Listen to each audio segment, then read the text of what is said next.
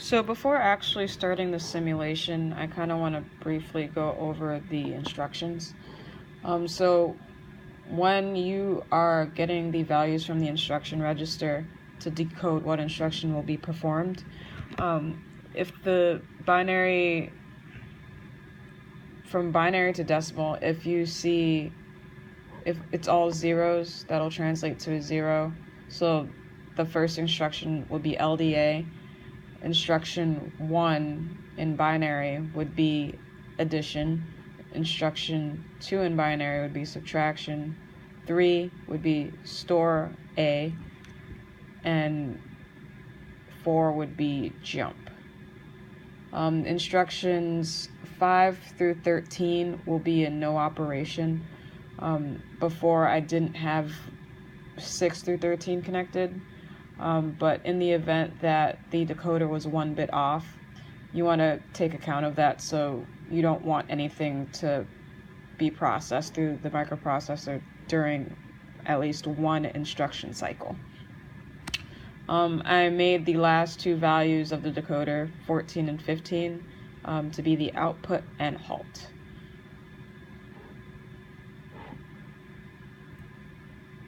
Alright. So as a test, this one tests the store instruction, but I'm not going to go through the entire program. I'm just going to go into the simulation and point out when certain instructions are being executed and their addresses. But just so you can visually see, this is the program. So I'm loading a value from location 8. I am adding a value from location 9. Storing a value into location B, loading that value that was just stored into location C, from location C, and I'm subtracting that from whatever value that was stored in location B.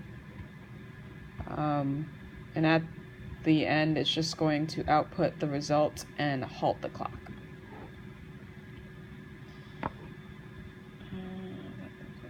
I already have the program running, so as you can see, this is the entire program. It stores the value into the A register, puts a value into the B register, stores the value 7E to memory to location B, and then loads another value from location C into the A register, subtracts the stored value from the ST instruction, which was 7E, outputs it to the data bus, whatever the result is from the arithmetic, and then it halts the clock, which means it just stops the program completely. So I'm just going to take a very close look at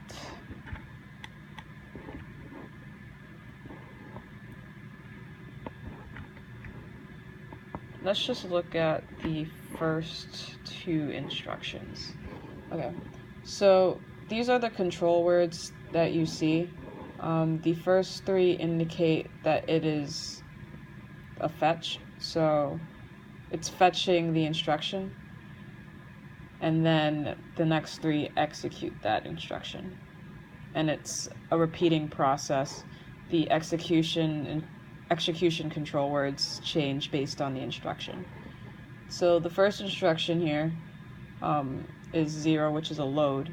So if you took a look at the program before, you're loading whatever value was in location 8. So on this rising clock edge, it's like, oh, look at location 8.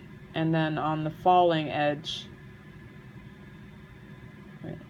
on the falling edge, it kind of says, here's the data. It's going to stay on the bus for at least a cycle. Then on the next rising clock cycle, that value is loaded into location A. So 4A will be loaded. Similarly, when we move along the program, now we're fetching. So the next address in the program is address 1, which is it's trying to perform where's the instruction? Here. it's going to perform an addition. So it's going to take a value from location in memory and put it into the B register. So it's fetching these first 3 cycles. F2, yes. And then fetching 1, 2, 3. Then it's pointing to location 9, because on the data bus, since it's in address 1, the information 19 is being read from RAM.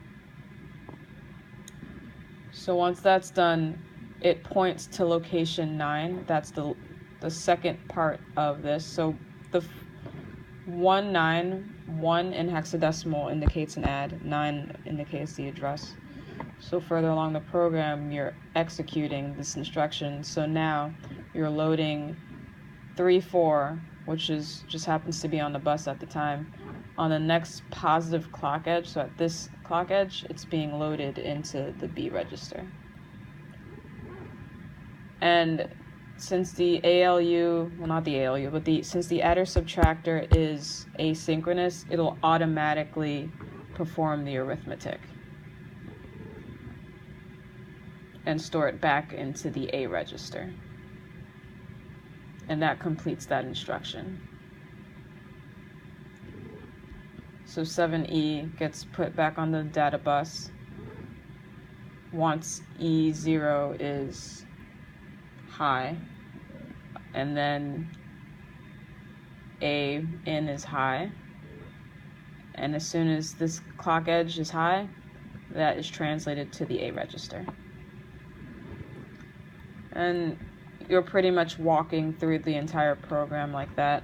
You get to see all the information being sent, being read and written onto the data, not the data bus, but into memory. But you're seeing all the information being transferred during the program. And at the conclusion of the program,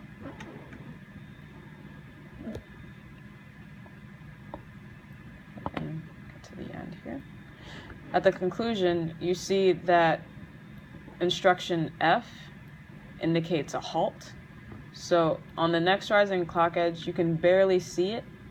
There is a rising clock edge, but it's instantly halting the clock, and you see that with this halt bar being high, this halt signal being high.